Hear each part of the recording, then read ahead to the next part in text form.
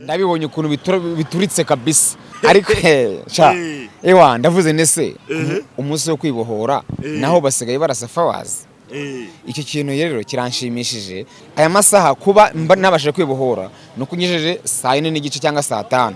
mbashe kuba ndi kuri stade Kigali Arena nifashe ko nkaza kugera mu rugo bimeze neza cyane. Kigali yaragutse bro kabisa, twaribohoye abantu bose.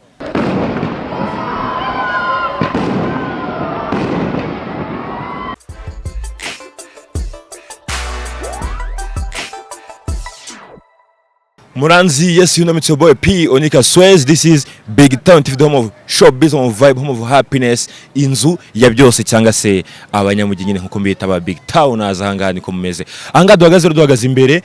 ya Beka Arena ndetse na Stade Amahoro nkuko mubizi irimo kuvugurwa kugira ngo igere ku rwego rudasanzwe. Ubu ngubu tuvugana turi ku isaha 3:55 nibwo hagiye kuba umuhango cyangwa se wo kurasa fireworks nkuko babibabwiye dore ko birabera ahantu hatatu. Ni kuri ku musozi wa Kigali mo Kigali uherereye hirya gato ya Stade do Kigali, ndetse no ku musozi wa Bumbogo uherereye mu karere ka Gasabo, ndetse n'ahangaha nyine ahangaha kuri Stade Amahoro. Bigiye kuba saa 4 no kuvuga ngo harabura igihe gitoya cyane kugira ngo ibyo bintu bize kuba muze kuryoherwa n'urwo ruvange rwo gutera icyo bita fireworks, dore ko bari banavuze bati mubikore umuntu muze kugira ubwo abanyarwanda barabitangaza, baravuga itangazo ryaje gusohoka bavuga bati ntimugire ubwoba, ni ibintu bisanzwe turimo dukora kugira ngo twizize umunsi mukuru wa Liberation Day cyangwa se umunsi mukuru kwibohora, dore ko hashize imyaka 28 RPF inkotanyi ibohoye igihugu cyacu ikagishyira mu maboko meza. Leta y'ubumwe bw'abanyarwanda akaba ariyo ituyoboye. Niyo mpamvu anga turi ahantu hagaragaza ibikorwa byiza twagezeho muri bana ni Beka Arena imeze neza cyane, navuga ko iri mu nzu ebyiri z'imyidagaduro muri Afrika zikomeye. Ubwo navuga Dakar Arena, tukavuga iyi Beka Arena na Stade Amahoro nziza cyane rwose bari kutuvugura bavuga bati ibintu bizagenda neza. So nakubwira ngo bana natwanga kuri BigTown uze kumenya ngo cyangwa se uze kubona ngo izi fireworks ziraza kuba zimeze zite, umujyi wa Kigali ujya kumeza ute, iyi vibe y'ahangaha cyangwa se ambiance ijye kubira ahangaha ni so tujyane.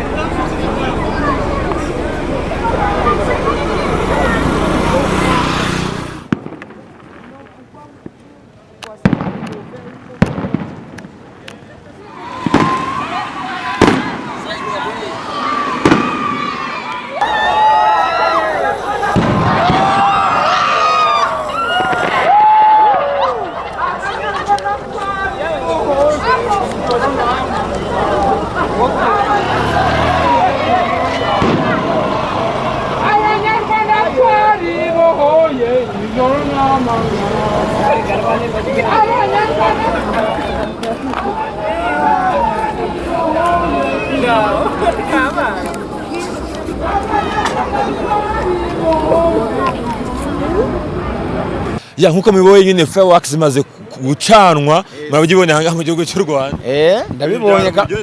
Ndabibonye kabisa. Nturutse Remera mu Giporoso ndaje ngeze hano kuri Stade Amahoro ndabibonye ukuntu bituritse kabisa. Ngewe nangeze hano kuri Sport View mbona ukuntu fireworks zimeze. Ariko ndavuze nese umunsi wo kwibohora naho basigaye barasa fireworks. Icyo kintu rero kiranshimishije nimba ari ngombwa yuko bagomba kurasa fireworks buri minsi mikuru babitekerezeho buri minsi mikuru yose u Rwanda rugira leta y'u Rwanda ibitekerezo iminsi mikuru bajya bavuga ati hano turi kuri Kigali Arena sibyo ngira ngo urayibona aho turi hano hanga aya masaha kuba nabashe kwibohora no kunyejeje saa 4 n'igice cyangwa saa 5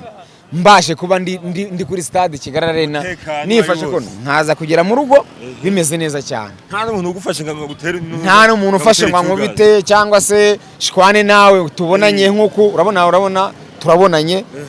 twe twabipanze ko turi buhurira aha bari ngombwa ko tubahurira akubura n'ubwa kanga abonye fireworks nazibonye umwaka urangira ndibuka ko faza mu Rwanda bakazirasa ko hariya kuri convention center na hano bari baje rashe nari mbizi Kigali Arena nari ndumva ari bwari cyuzura ukuntu sinzi yenda ariko ndumva ari byo fireworks zigaragara umwaka urangiye n'abantu bose barabizi cyangwa se izo bigeze kurasa ku gikombe nimba ari Kongo iruruka itwara cani bayite irakinzo bayita Mazembe nimba ari Mazembe sinzi muri cani yabereye mu Rwanda hano bigakora akazi kimwe cyakanyira sezere n'amavuta yego okay sugira atinze igitego abakongomani bikateza ikibazo ko ndabyibuka nendi muri stade ahanga ari nabwo bwa mbere nagiye muri stade ngakora n'akavuyo keshi ariko umunsi mukuru ko umunsi sitarike nyine umunsi iyi tarike nkurikije n'uburyo nkumuye n'abanyamakuru ba BigTown ni BigTown TV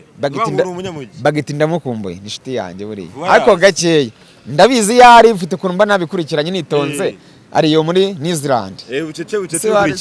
babikurikirana bajama banje rero Abanyarwanda muri rusange twishimiye kuba